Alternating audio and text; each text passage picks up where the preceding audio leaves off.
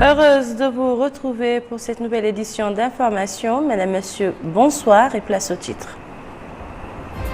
Le président de la République visite des infrastructures éducatives et sanitaires dans les wilayas de Nouakchott, Nord et Sud.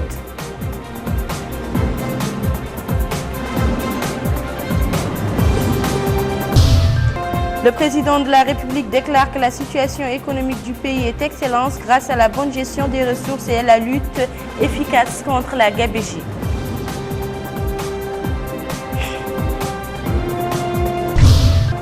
Les bailleurs de fonds et l'État se réunissent à nouveau. Objectif rechercher les meilleurs moyens pour garantir le succès des différentes politiques économiques.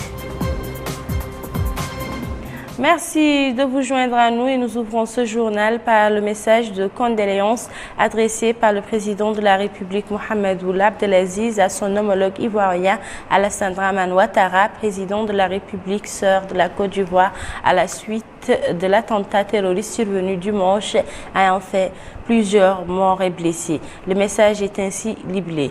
Monsieur le Président et chers frères, nous avons appris avec consternation et tristesse la nouvelle du lâche acte terroriste dont Grand Bassam a fait l'objet dimanche dernier et qui a fait plusieurs morts et blessés. En cette douloureuse occasion, je vous exprime et à travers vous, au peuple et au gouvernement ivoirien, frères, ainsi qu'aux familles des victimes, nos sincères condoléances et notre entière solidarité. Nous condamnons avec fermeté cet acte lâche et odieux. Je vous le disais dans les titres, le président de la République Mohamed Ould Abdelaziz a effectué ce matin des visites d'information et de prise de contact dans 2 wilayas de Nouakchott. Retour en images avec les temps forts de ces visites avec Bokar Belaba. Première étape de cette visite, le collège numéro 6 de Toujinine. Sur place, le président de la République, M. Mohamed Ould Abdelaziz, a été accueilli par le ministre de l'Éducation nationale, M. Issilmou Ould Sidel Mokhtar Ould Habib, le wali de Nouakchott Nord, la présidente de la communauté urbaine de Nouakchott, ainsi que le hakem de la Moukata de Toujinine et le maire de sa commune. Après le cérémonial d'accueil, le président de la République a fait le tour des classes et écouté des explications données par le staff enseignant sur les équipements de l'établissement scolaire et l'effort consenti pour en rapprocher les prestations des citoyens des quartiers Tarhil. Le président de la République a donné ses instructions dans le sens de l'amélioration de la qualité de l'enseignement et pour en faciliter l'accès à toutes les populations afin de contribuer à jeter les bases d'un développement durable dans ces zones. Le collège numéro 6 de Toujinine, créé en 2013, comprend 5 classes, 335 élèves, dont 190 filles fréquentent l'établissement. Le tout est encadré par un staff de 12 professeurs, 7 surveillantes et 3 autres agents du personnel non permanent. Seconde étape de cette visite, le centre de santé de Riyad, situé dans la wilaya de Nouakchott Sud. À son arrivée, le président de la République, M. Mohamed Ould Abdelaziz, a été accueilli par le ministre de la Santé, professeur Khan Boubacar, entouré de ses principaux collaborateurs. Puis le président de la République s'est rendu dans les différentes sections du centre et a reçu des explications sur ses équipements et son rôle dans le rapprochement des services aux populations de cette zone. Il a instruit les responsables en vue d'améliorer les services de santé et de garantir l'accès de toutes les populations à des services de santé de base en vue d'un développement durable. La première pierre de ce centre a été posée en 2011 avant d'être inaugurée en 2013. Les consultations au niveau de ce centre avoisinent 30 par jour. Le président de la République a par ailleurs visité l'école Feu Sidel Mokhtar Ould Yahya Ndiaye, où les travaux de construction ont atteint 80% et qui fait partie d'un groupe d'écoles en cours de construction dans le secteur 18 de Tarhil. Il s'est informé sur l'état d'avancement des travaux au niveau de cette école et il a donné ses instructions pour le respect des délais définis dans le cahier de charges et des normes de qualité dans le travail. L'école est réalisée par l'Agence de développement urbain à hauteur de 127 millions de guillards. À l'issue de cette visite, le président de la République, Mohamed Ould Abdelaziz, a souligné que le dialogue reste à l'ordre du jour dans les mêmes conditions qu'auparavant. Les détails de ces déclarations avec Abdoulaye Damaba. À l'issue de la visite qu'il a entreprise au niveau de certains services publics au niveau de la wilaya de Nouakchott Sud, le président de la République Mohamed Ould Abdelaziz a fait face à la presse. Il a au cours de ces rencontres indiqué que l'opposition a le droit d'aller partout dans le pays et nouer des contacts si elle le désire. Dans ce cadre, le président de la République a affirmé que l'opposition est dans son droit naturel, même s'il indique qu'elle est en retard dans ce domaine.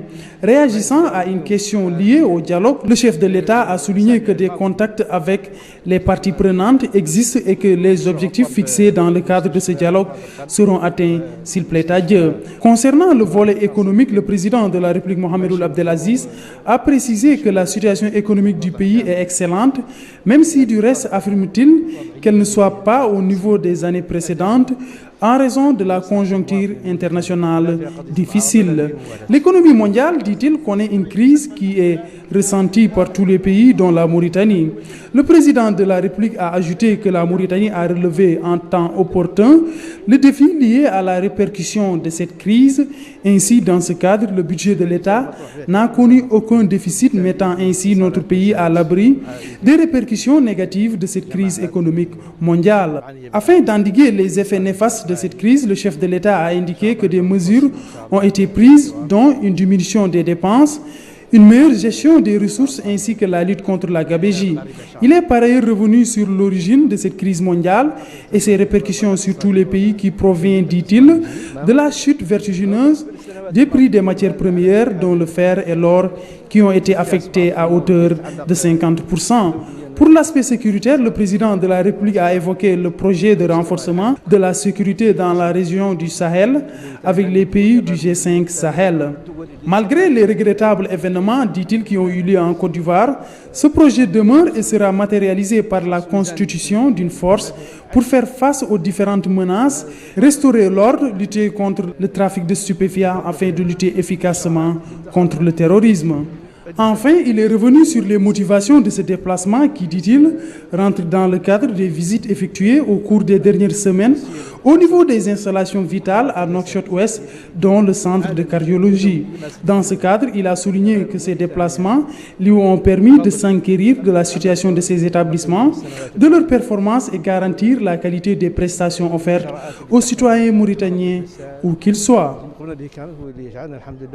Pour la structuration de la ville de Nouakchott et mettre fin à l'anarchie des habitations, les quartiers de Tarhil ont été créés. Dotés des services de base nécessaires tels que l'électricité et l'eau, ces quartiers offrent aux habitants sécurité et quiétude. Bokar Bay là-bas. Situés dans les Moukata de Riyad, d'Arafat, de Toujinine, les quartiers Tarhil étaient en manque de tout, en grand néant, en ciel ouvert. Autrefois, ces quartiers n'étaient pas raccordés au réseau d'électricité. Aujourd'hui, tout semble changer. Les pouvoirs publics ont pris les choses en main en lançant depuis quelques années un programme de réhabilitation des quartiers précaires dans plusieurs secteurs tels que Haïl Saken, Arafat et Elmina. La distribution de terrain au niveau des quartiers Tarhil s'est déroulée concomitamment avec la réalisation d'équipements socio-collectifs pour les habitants, écoles, dispensaires, adduction d'eau, aménagement de voiries ou de places publiques. Mieux, ce sont des schémas directeurs qui ont été adoptés par l'État pour couper court à toute forme d'urbanisation anarchique. Le gouvernement mauritanien s'est attelé au cours de ces dernières années au renforcement des secteurs de l'éducation et de la santé. Ainsi donc, de nouvelles stratégies ont été mises sur pied pour améliorer les prestations dans les secteurs précités et rendre durables ces derniers qui sont indissociables à tout développement durable. Il n'est d'autre voie d'épanouissement que celle de la science et du savoir. À cet effet, dans le domaine de l'éducation, le gouvernement mauritanien a déployé des efforts soutenus afin d'améliorer sensiblement les performances de notre système éducatif. Il a œuvré à la promotion d'un enseignement préscolaire de qualité, assurant une meilleure préparation de l'enfant à l'école. Le gouvernement a poursuivi la mise en œuvre de politiques visant le renforcement de l'accès aux ordres d'enseignement fondamental et secondaire et améliorer leur qualité. Les efforts déployés ont permis de parvenir à une parité filles-garçons et à la création de collèges de proximité pour rapprocher les services des citoyens. Un progrès remarquable a été réalisé au fondamental et au secondaire. Les créations d'établissements scolaires ont permis d'atteindre un taux de scolarisation excédant les 100% au fondamental. Les indicateurs de qualité se sont améliorés par rapport à l'année dernière grâce notamment à la création de 2 nouvelles écoles normales d'instituteurs, l'une à Agjoust et l'autre à Kehedi, et au lancement du projet visant les zones prioritaires en éducation ayant un faible taux de scolarisation et une forte déperdition. Sur le plan de l'offre éducative, un nouveau programme d'amélioration de l'accès aux infrastructures pédagogiques a été mis en place et s'est traduit par la construction ou réhabilitation d'établissements scolaires. Des écoles d'excellence ont vu le jour dans le pays pour garantir un enseignement de qualité aux élèves qui ont une prédisposition pour accomplir de grandes études. Autre facteur déterminant pour le secteur de l'éducation en Mauritanie, l'annonce par le président de la République, Mohamed Ould Abdelaziz, 2015, année de l'enseignement. Cette annonce historique a rendu à l'école de la République sa symbolique et sa vivacité. Cette vision et cette volonté politique se sont traduites notamment par des visites de terrain. C'est ainsi que le chef de l'État a effectué des visites dans plusieurs établissements et institutions scolaires, des visites qui ont eu un impact positif en termes de suivi, d'évaluation et d'orientation. Autre domaine vital pour le développement du pays, celui de la santé. L'action du gouvernement mauritanien s'est focalisée sur la mise en place d'un système de santé moderne, proactif, performant et accessible à l'ensemble de la population. À travers l'extension de l'offre, l'accès aux médicaments de qualité, l'amélioration des ressources humaines et la promotion de l'assurance maladie universelle.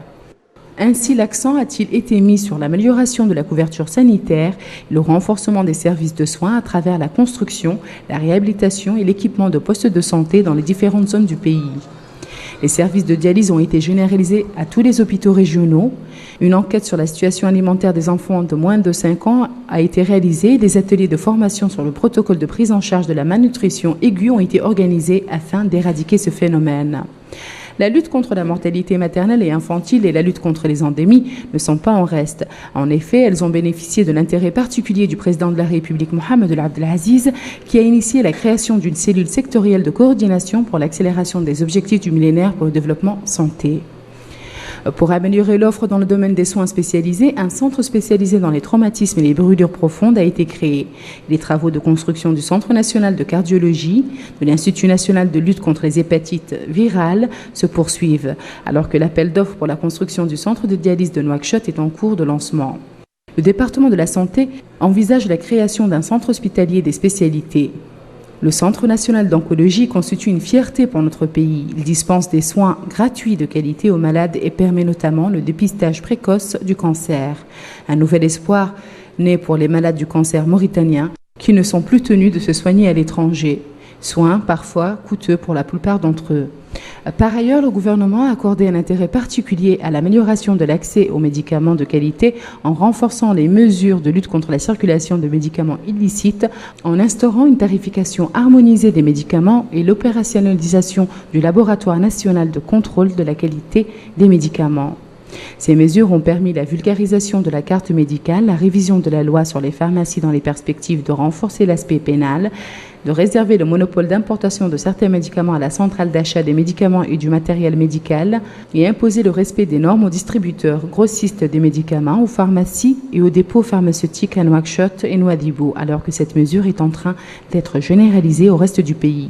S'agissant des ressources humaines, les capacités de formation sanitaire ont été renforcées par le recrutement de 11 médecins spécialisés dans différents domaines, de 49 généralistes et techniciens de radio, de 271 entre infirmiers majors et infirmiers médico-sociaux, autant de facteurs qui ont permis d'assurer un taux de couverture sanitaire. L'hôpital moderne de Kifa, d'une capacité de 150 lits, sera inauguré dans un proche avenir. Sur un autre plan, et en vue de renforcer les capacités de ce secteur vital, le gouvernement mauritanien s'attellera à l'élaboration et à l'exécution des stratégies appropriées de recherche dans le domaine de la santé publique et de la maintenance des équipements et matériaux médicaux.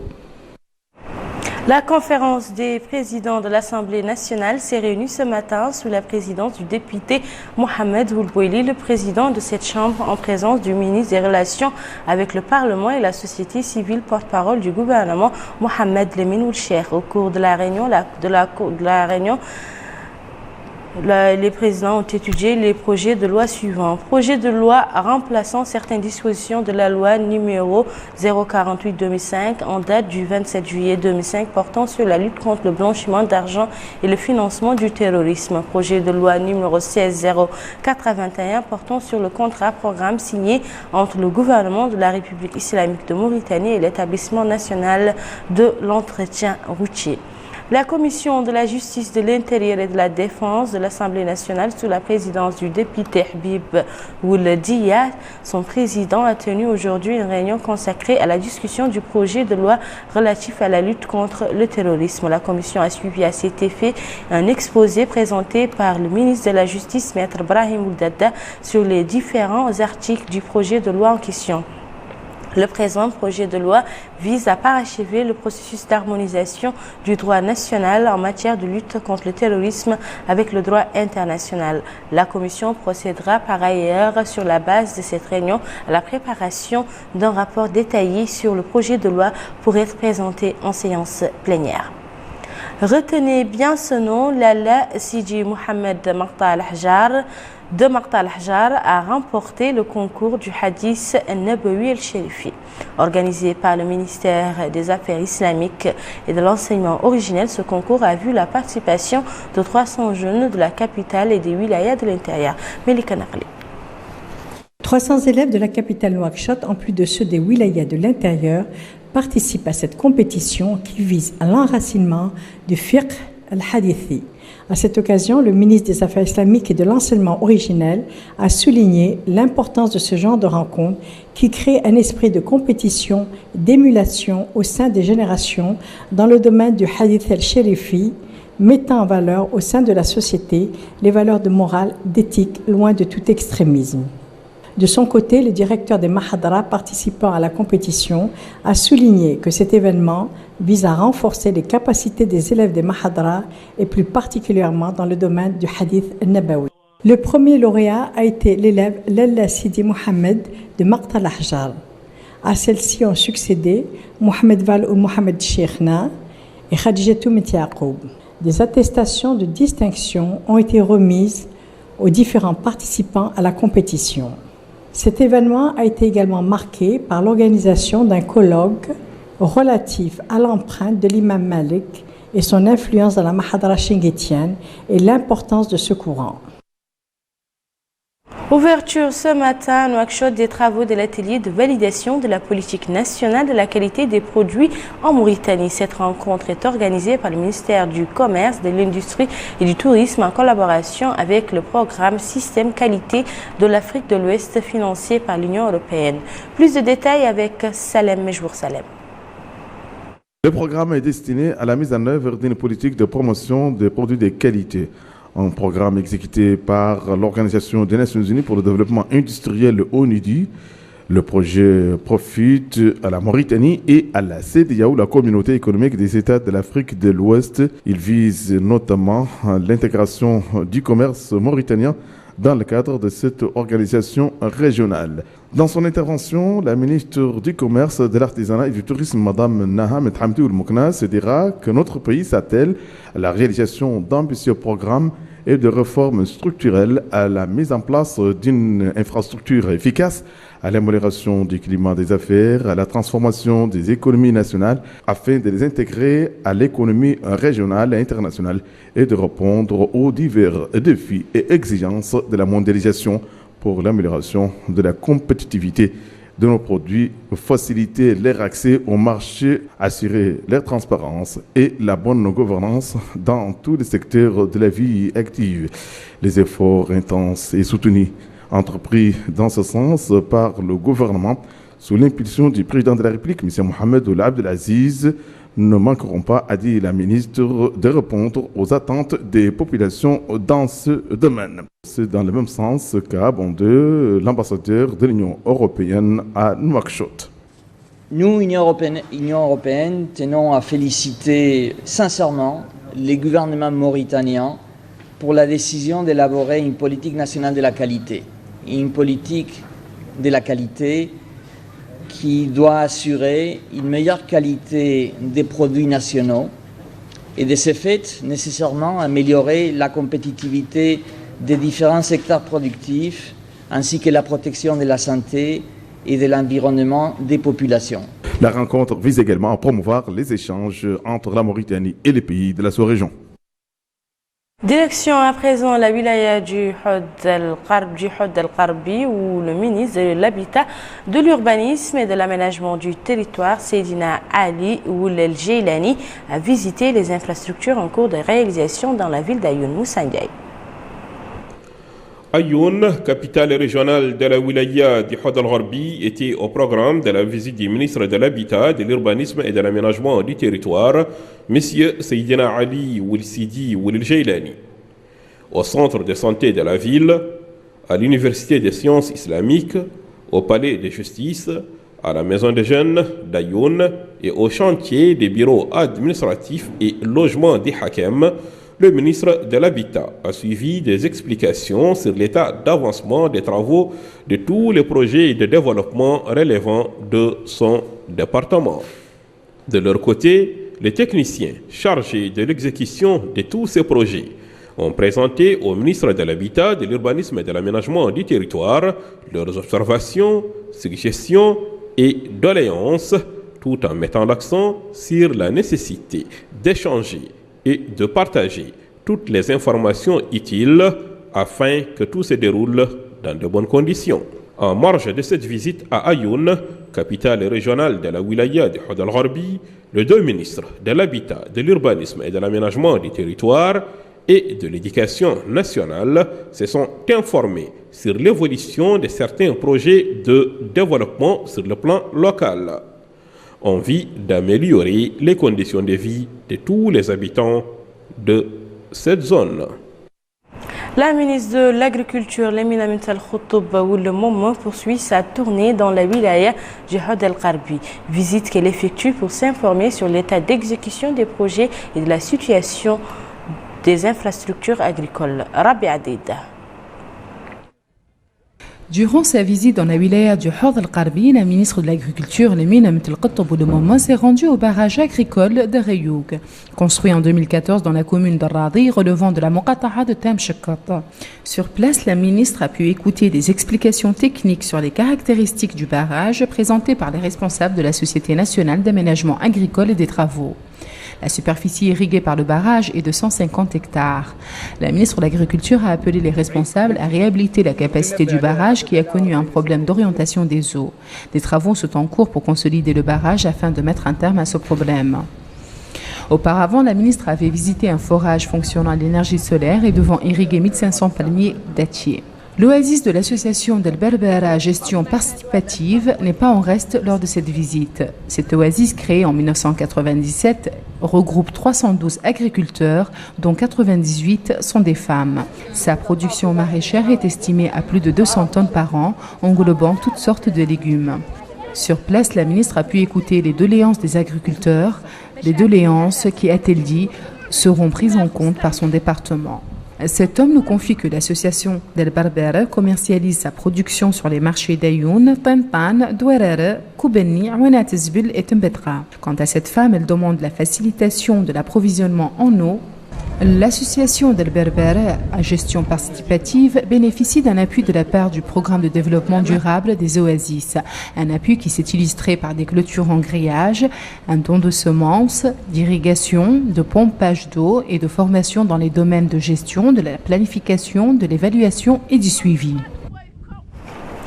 De la wilaya du Hod al-Qarbi, nous mettons le cap sur la wilaya de l'Assaba, plus précisément dans la ville de Kifa, où la ministre de l'Élevage, Fatma Val Mentessoina, continue son périple à l'intérieur du pays. Visite qui entre dans le cadre de la prise de contact avec les éleveurs et l'identification des problèmes auxquels ils sont confrontés. Mohamed Zamzam. Dans le cadre de la visite d'information et des prises de contact qu'entreprend la ministre de l'Élevage, Mme Fatma Val Mentessoina, au niveau de la wilaya de l'Assaba, elle s'est rendue à Kifa au marché de bétail où elle s'est entretenue avec les éleveurs au sujet de leurs préoccupations et envisagé les solutions appropriées en tenant compte des moyens dont dispose le département de l'élevage. Sur un autre plan, Mme la ministre de l'Élevage a pris contact avec les bouchers au niveau de l'abattoir principal de Kifa un dialogue constructif entre la ministre et les bouchers s'est instauré afin d'identifier les principaux obstacles qui se posent en vue de trouver les solutions appropriées aux problèmes évoqués. Le marché des bétail de la commune de Kifa a permis à Madame la ministre de l'Élevage de se rendre compte des méthodes de traitement et de commercialisation de la viande rouge. À la fin de cette visite, Madame la ministre de l'Élevage, Vatmoval Mentosouina, a précisé que la tournée lui a permis de prendre contact direct avec les éleveurs au niveau des zones pastorales, tout en confirmant la volonté de son département de réfléchir quant au règlement des problèmes soulevés au cours de cette visite. Enfin, la ministre de l'Élevage a présidé une réunion avec les autorités locales, réunion au cours de laquelle elle a passé en revue la politique de son département. Les ministres de la Culture et de l'Artisanat et de l'Environnement et du Développement durable, respectivement Hindou Minta Aynina et Amédi Kamara, ont supervisé dans la localité de Djingue à l'Ikseiba, dans la wilaya de Gorgol, la cérémonie de valorisation du patrimoine du grand savant Feu Thierno Souleymane Baal, ainsi que d'autres sites historiques dans le cadre du programme de la revalorisation de la culture des valeurs. Plus de précisions avec Abdoullah Damaba. S'enquérir et revaloriser notre patrimoine culturel afin de permettre à tout un chacun de se l'approprier. Voilà en somme l'objectif de ce déplacement de cette délégation gouvernementale à Djingue, située dans la commune de l'Ikseiba, au niveau de la wilaya du Gorgol. La dernière demeure du savant Feu Thierno Souleymane Baal a été revisitée. Ce lieu historique où repose le défunt a constitué l'étape principale de cette visite dans cette wilaya. Sur place, la délégation s'est aussi informée de l'état de cet arbre ainsi que de son importance pour l'émir Feu Samba Geladjegui. Ainsi, des explications sur ces lieux symboliques leur ont été fournies. Madame Hindou Minta Aynina, ministre de la Culture et de l'Artisanat, a rendu hommage à Feu Thierno Souleymane Baal pour sa contribution à la vulgarisation de la culture islamique dans le Fouta. Elle a en outre indiqué que le rayonnement du patrimoine de l'homme ainsi que son influence sur la scène culturelle nationale ont conduit aujourd'hui à ce qu'il soit reconnu comme patrimoine national. L'importance de ces sites ainsi que l'objectif de ce déplacement ont été énoncés. Je suis aujourd'hui au niveau de ce site accompagné par ma collègue qui est la ministre de la Culture et de l'Artisanat. Nous venons de Guidimaha. Nous sommes en train de visiter cette localité qui est connue pour son importance historique, qui concerne la société Peul, surtout le temps de l'Allemagne et le temps de royaume de Fouta-Toro, c'est pour Sativi et Souleymane Baal. Donc, nous sommes venus, nous avons visité effectivement des sites qui sont considérés comme étant des sites à valoriser comme mémoire. Donc, je pense que ma présence ici en tant que ministre de l'Environnement et de développement durable a un sens. Parce que quand on parle de préservation et de conservation du patrimoine, il y a le volet culturel, historique, qui font partie. Et surtout, comme vous le savez, la presqu'île sur laquelle nous sommes est entourée d'une zone humide qui a une importance capitale. Pour joindre l'utile à l'agréable, les habitants de cette contrée ont esquissé des pas de danse pour exprimer leur satisfaction et exhiber le riche patrimoine culturel dont recèle la localité de Djingue. Cette cérémonie a été aussi une occasion pour le wali de la wilaya du Gorgol, Yahya Ould Cheikh Mohamed Val, de saluer l'hospitalité et la sympathie des habitants de cette localité. Cette cérémonie, dit-il, prouve que le gouvernement est sérieusement engagé à valoriser le patrimoine des valeurs. L'adjoint au maire de la commune de l'Ikseiba, Mohamed Lamine Sall, a souhaité la bienvenue à la délégation gouvernementale. Il a par ailleurs affirmé que cet événement revêt une importance particulière pour la région du Gorgol et le pays en général. Le porte-parole des habitants de Djingue, Ndiaye Seydou Amadou, a exprimé la satisfaction et le remerciement des habitants à la délégation ministérielle. Remerciements et gratitude pour, dit-il, cet acte important et glorifiant pour les milieux culturels dans la région du Fouta. Le ministre délégué auprès du ministère de l'Économie et des Finances chargé du budget a présidé aujourd'hui la réunion périodique de l'État et des bailleurs de fonds. Cette réunion, qui se tient tous les 3 mois, a pour objet de mesurer l'état d'avancement des projets, plans et stratégies de développement financés par nos partenaires au développement. Moussa Ndiaye. Pour assurer la coordination entre le ministère de l'Économie et des Finances et l'ensemble des partenaires techniques et financiers de la Mauritanie. Un comité État donateur a été mis en place pour échanger, partager et recueillir les opinions des uns et des autres. Aujourd'hui, l'ordre du jour, c'est de faire le point sur l'état d'avancement des dossiers stratégiques relatifs à la politique économique et sociale du pays, partager avec les partenaires les explications nécessaires sur les motifs d'éventuels retards dans la mise en œuvre des différents programmes, recueillir leur opinion sur les étapes à venir et prendre en considération ces points de vue, ces opinions pour s'engager davantage dans le processus de développement de notre pays. Dans le but d'engager un processus de développement durable en Mauritanie, les représentants des partenaires techniques et financiers du pays ont pris la parole au cours de cette réunion trimestrielle. À cette occasion, ils ont donné leur point de vue sur l'état d'avancement des dossiers stratégiques relatifs à la politique économique et sociale de la Mauritanie d'une part, et d'autre part, des explications nécessaires sur le motif d'éventuels retards de certains programmes ont été données aux participants. La rencontre État-donateur en Mauritanie n'est qu'un exercice de transparence et de suivi-évaluation. C'est une réunion qui vient concrétiser un travail de concertation et de suivi entre notre pays et les partenaires techniques et financiers.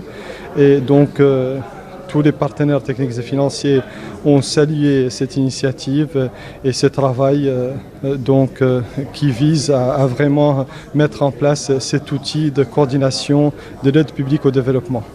Pour rappel, on prit part à cette réunion trimestrielle à Nouakchott, État donateur, toutes les agences des Nations Unies qui travaillent dans le développement. Dans le cadre des festivités commémorant la Journée internationale de la femme, le groupe de l'Initiative pour la participation politique de la femme a organisé une table ronde sous le thème « Où en sommes-nous de l'égalité du genre ?» Au cours de cette table ronde, la lumière a été mise sur la situation de la femme en Mauritanie.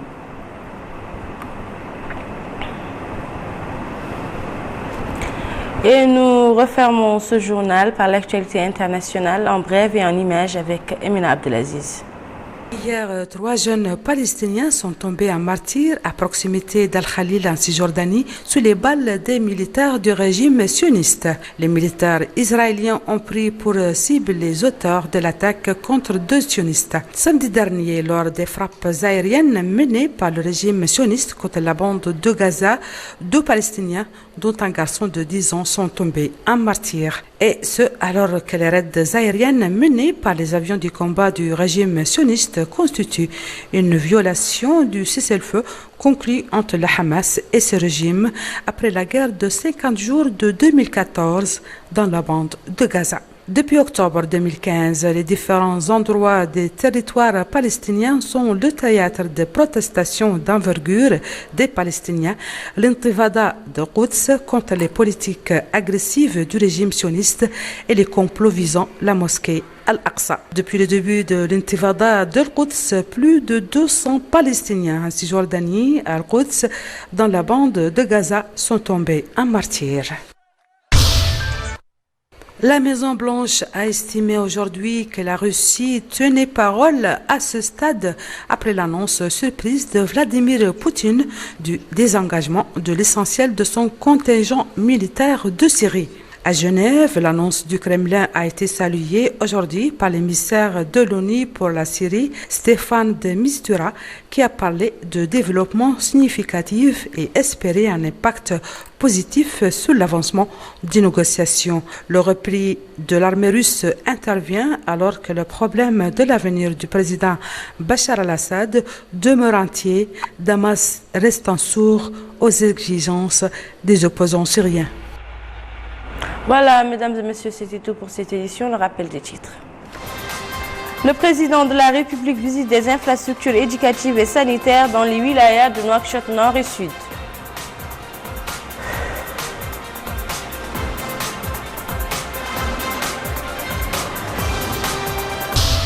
Le président de la République déclare que la situation économique du pays est excellente grâce à la bonne gestion des ressources et à la lutte efficace contre la gabegie.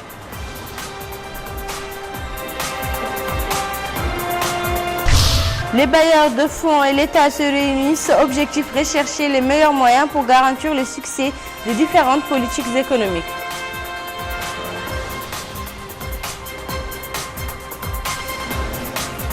Où que vous soyez, c'était un réel plaisir pour moi de partager avec vous ces moments d'information. Le JTF revient demain soir à la même heure. D'ici là, passez d'agréablement en compagnie de nos programmes.